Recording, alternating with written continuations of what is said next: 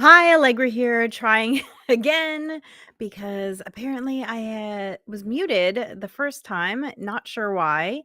All of the settings looked right, but sometimes it just happens. So, thank you to the person who let me know that I was muted.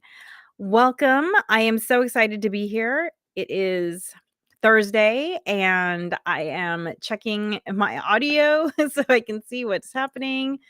And I'm so happy to be here. Today is actually this is episode if you're listening to this live, going to be the 99th episode. Okay, the audio works. Yay. I don't know why. Nothing there was nothing wrong. So, this is actually going to be the 99th episode of the Harness the Power of Planning podcast. I'm so excited. And next week is going to be, of course, episode 100 because 100 comes after 99.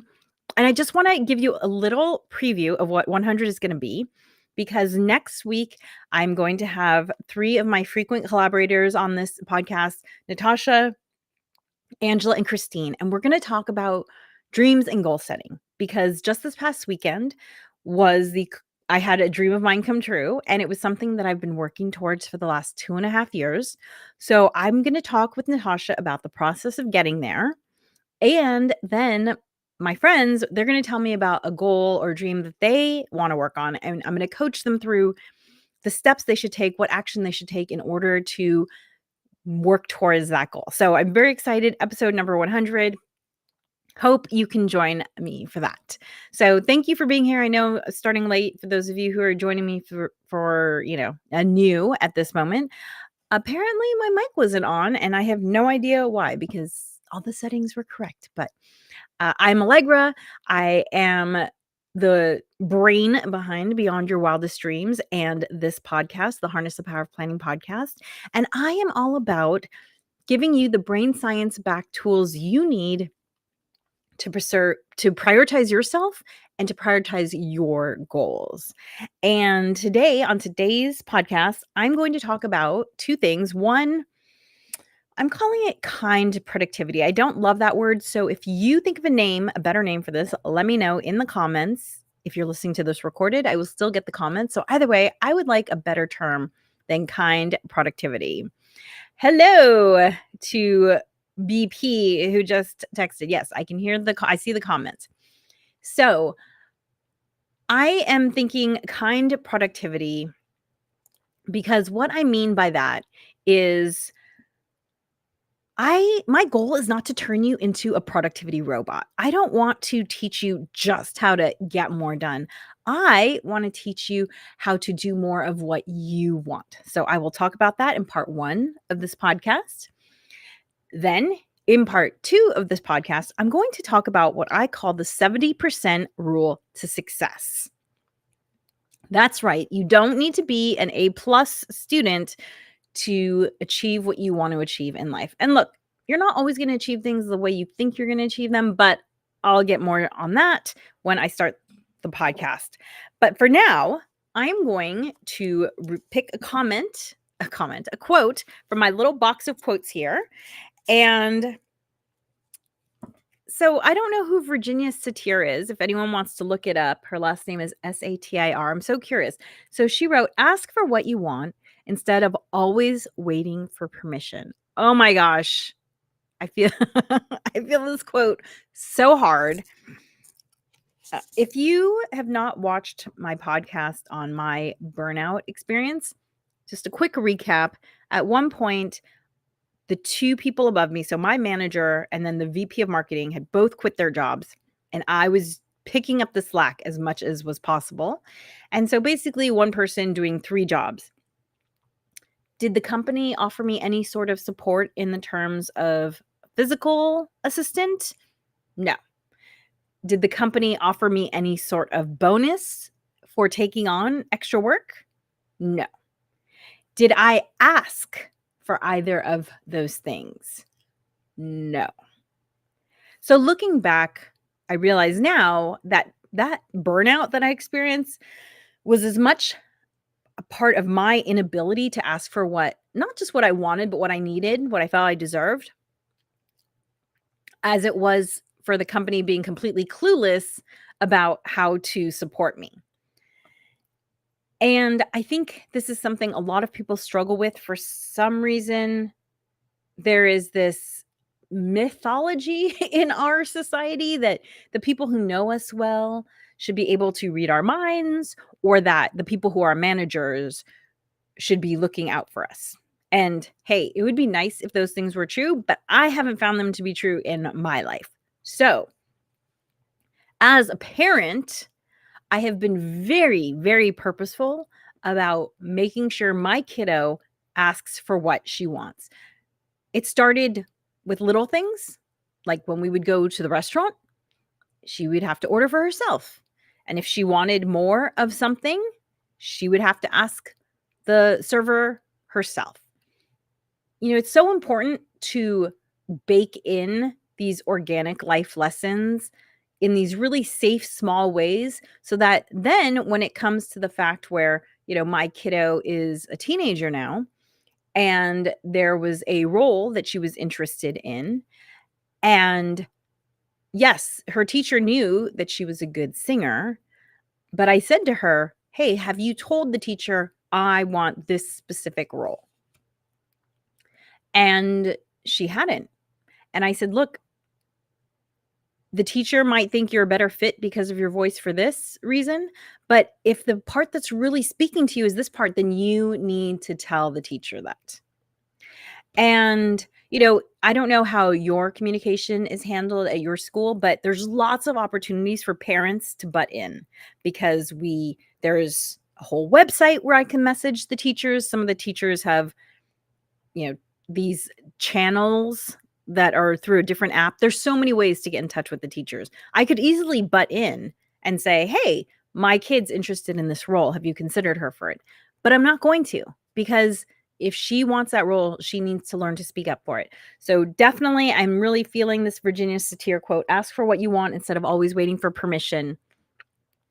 And if you haven't listened to the Burnout podcast episode, listen to it. It's really, those experiences were the impetus for why I started my business, Beyond Your Wildest Dreams, and this podcast, Harness the Power of Planning, because I learned that if I didn't prioritize myself and my goals, no one was going to do it for me. So I don't know if we should if we should blame fairy tales or if it was nature or nurture, but I'm definitely really feeling this quote. Okay, so let's get into topic number 1. As I mentioned, I'm calling this kind productivity, but I don't think that's the best word for it. So if you think of a better term for it, let me know. So people come to me when they hear that I'm a productivity expert and they say, "Oh, you must just get a lot of stuff done." And yes, I do get a lot of stuff done. But I'm not just blindly I just made up a new word. I'm not just blindly checking things off. What I teach people to do is not just how to get things done, but how to focus on what's really important to you. See, in this day and age, especially with these things in our pockets, what is urgent can take up the space of what's important. And by urgent, I mean either external deadlines or notifications. I do not get any sort of text notifications because I don't want my mobile device to constantly be pulling my attention away from whatever it is that I want to focus on. Literally none. And people know, the people who need to get in touch with me know that if they want to talk to me, they have to call me because I do not see text notifications. So I want to teach people how to not just do things more strategically, but also how to decide what to do. And the best way I know of to figure out what's important to you is to be really clear about your values. What are your values? So, can you name your top 8 values? when I ask people this, they inevitably say yes, and they rattle off things like, "I value human life," and "I value, the right for people to do the things that they're interested in." And those are great. Those are wonderful kind of like overarching values, but I'm talking about personal values. How do you want to live your life? And I know it's a very kind of ephemeral question. So, the best way I have found to answer this question, if you're struggling with it, is to think to yourself, if my best friend or my partner or my mom or whatever was bragging about me to someone, what words would I want that person to use? Like, oh, Thomas is so creative. He always shows up for people. I'm so impressed by how health conscious he is. So that's what I mean by values. What are the compasses that point you in your life towards the direction that are important to you? And so I actually carry my value cards. I have my values on these cards, and they're in my planner all the time. And I have 8 of them. And because I 1, 2, 3, I guess there's 2 more still in my bag. So, I put them on these really pretty postcards because I love this artist. This artist's name is Ernst Haeckel. I'm not sure if I'm pronouncing that correctly. I don't speak German, and he's no longer alive, but his artwork just really moves me. And so I encourage you, once you're really clear about your values, to write it on something that you consider beautiful or interesting or sacred in some way, because these are the things by which you want to govern your life, and those are sacred. And so I'll just read my first value to you. My first value is for excellence, and that is both personal and professional excellence.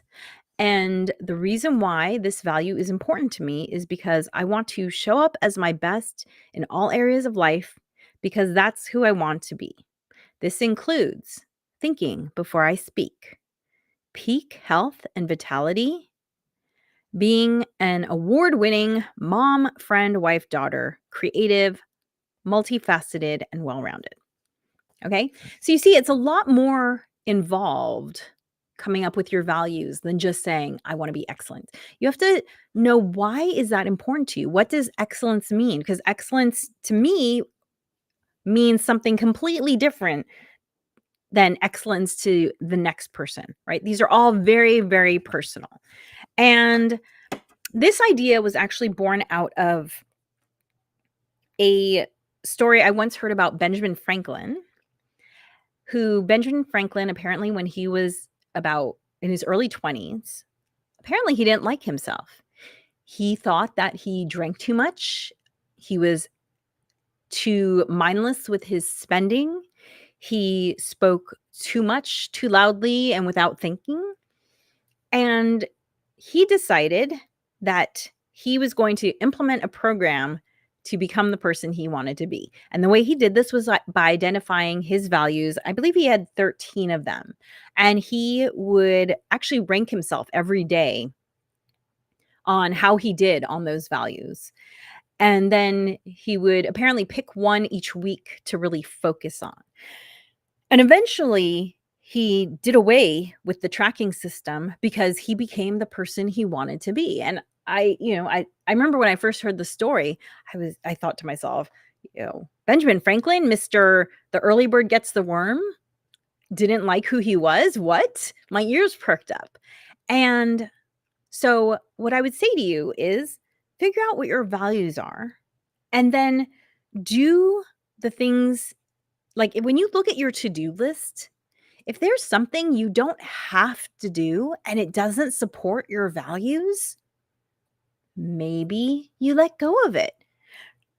For instance, this was before I knew the Benjamin Franklin story, but at some point in my early 20s, I realized I don't like going places where people are primarily there to get drunk.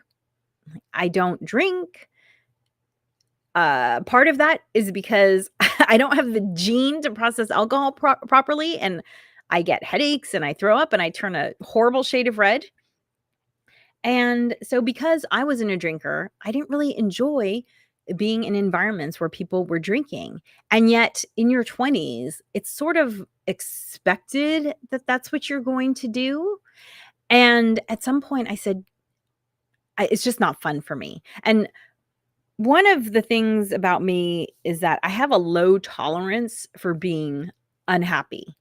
And I think it's good in a lot of ways because it gets me out of these situations that I don't wanna be in. And so when I think about how much money I saved and really how much time I saved by not doing something that was quote unquote expected of me and considered normal and considered a rite of passage for college students. I mean, I literally went to one fraternity party my entire time in college. So, when you become really clear on what's important to you, it allows you to just let things kind of drop away. I'm sure my GPA improved because I wasn't searching out opportunities to drink. I'm sure my friendships, like I have friends that I'm still friends with, people from college, and I'm sure that it was because I was able to develop and nurture those friendships. I had time and energy to spend on other things.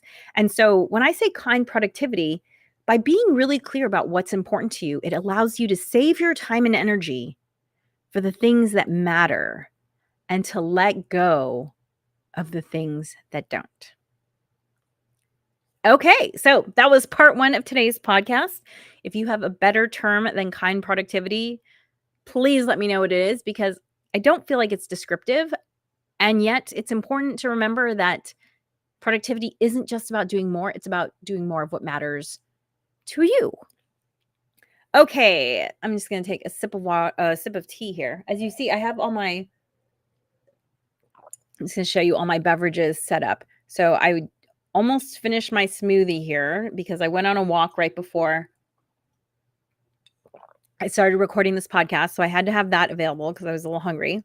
And I have my tea. And then over here, I have my adaptogenic mushroom chocolate drink with collagen in it. Why do I have all these drinks? Well, the reason why is because if I don't plan to stay hydrated and get my nutrients early, then it becomes something that I am thinking about later. And I'll have to do a whole podcast on it because I could talk about it for a really long period of time. So let's just say perhaps podcast 102 or something will be about that topic, about using planning to make sure you're taking care of your daily needs. Okay, so topic 2, the 70% rule for success. So whenever I'm helping someone come up with a plan for a goal that they want to achieve, something that they're working towards, the point of coming up with the plan is to back into all of the steps that are required in order to achieve that goal. So let's just take a really simple one, which it's a simple one that a lot of people have, which is to write a book. A lot of people want to write a book. And this is not just people like me who write nonfiction books. A lot of people want to write a fiction book. So let's have as the goal getting the book published because most people want to write a book not just to write it, but they want to publish it. So that's the goal. That's kind of the finish line. Obviously, there's still a lot you have to do after you publish a book, but the finish line, let's say, is publishing the book. There are so many steps before that. There's a whole marathon before that finish line. And before you publish the book, obviously you have to figure out how you're going to publish it. Are you going to self-publish it? Are you going to be looking for an agent and an editor? And then, before you get to that point, you have to have a really, really good solid final product. And before you have the final product, you have edited it and re-edited it multiple times, probably. I know I do at least 3 to 5 times. And before that, you have to find an editor because it's not just about reading and editing the book yourself. Having outside eyes on it is so, so helpful. And before that, you have to have a rough draft. And before you have the rough draft, you have to be writing regularly. And really that's kind of those are kind of the simplest ways of thinking about all the steps to get to publishing a book. And but the real activity you need to focus on if you want to write a book is the daily writing. Because only when you write regularly, and you don't have to write every single day, but you have to write most days if you want to get a 300-page book together. And if you want to get a shorter book, you still want to write most days, but maybe you take some months off. Like, for instance, I wrote these 4 books, and each of these books is about 80 pages. So altogether, they're about 300 and something pages. I wrote these 4 books by writing almost every day for roughly a year and a half period. Okay, so again, about 300 something pages, like the size of kind of a normal novel. So, but I haven't written anything since then. However, I did start writing a new book uh, just a couple weeks ago. I'm up to about 50 pages, and I am writing almost every day. So, getting to that daily activity is what's really important and what's often missing in most people's goal setting journey. People set a goal for themselves, but they don't ever back into all the steps that they have to accomplish and then the little step that moves things forward every day. So, let me just give you another example. My creative outlet of choice, I mean, I love doing this. I love writing my nonfiction books, but I also love to do stand up comedy. I don't know why. I just do. I've always enjoyed stand-up comedy, and I do perform, and pretty much every day I'm working on at least one joke. I kind of can't stop thinking about it because I just enjoy it so much. And so I would say, for a comedian, that's the daily activity. Again, it's a form of writing. It's different than writing a book, writing a joke because, they're smaller. But it's the same sort of idea. Like, every day I am working on some sort of joke, and I have some jokes that I've been working on for a couple of years because they're so hard to figure out how to make them just right. Like, there's something there, but how do I get to that nugget? So sometimes you're polishing and polishing and polishing forever. So anyway, helping people figure out what is that daily activity you need to get to. Okay, now you have the daily activity, writing. Okay, writing every day is not only, I would say, not realistic, but I would say that it's counterproductive. Because, for instance, if you're the personality type who is hard on yourself when you don't do what you say you're going to do, you might avoid setting this goal of writing every day because you know that on the days when you don't write, you're going to be like, "Oh my gosh, I didn't write today. Ugh, I was quote unquote bad by not writing today." Okay, so let's just dispel that. Let's just take a deep breath. The only way to achieve these big goals in your life is to get yourself to do these little activities that add up over time. And the best way that I have found to mentally frame the idea of doing those mental activities is to shoot for 70%. Okay, so if I say that I'm going to write 4 or 5 days a week, and I do that 70% of the time, then I consider that success. So let's say I set a goal for 5 days a week, but I only write 4. The next week I write 3. The next week I write 5. The next week I write 3.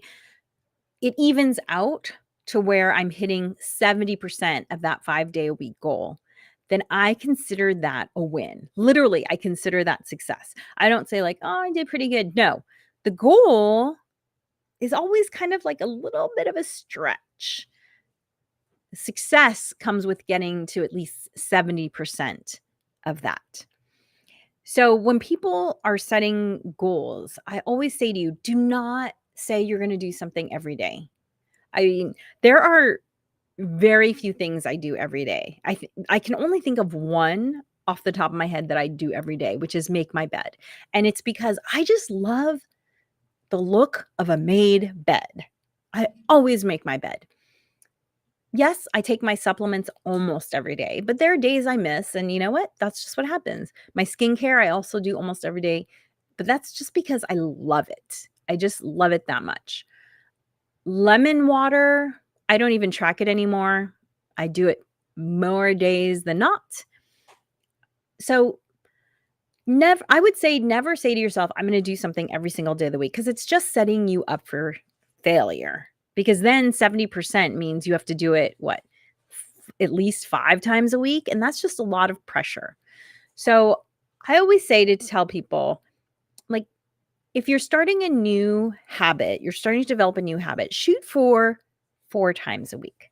Because 4 times a week is you're doing it more often than you're not doing it, right? If there's 7 days in a week, 4 days a week means you're doing it more often than you're not. And if you're hitting 70% of that, some weeks you're going to get 4 days, some weeks you might only get 3. But the goal is 70%. And 70% is such a wonderful number because, one, it is sustainable. As I said, to write these 4 books here, I had to write most days of the week for about a year and a half.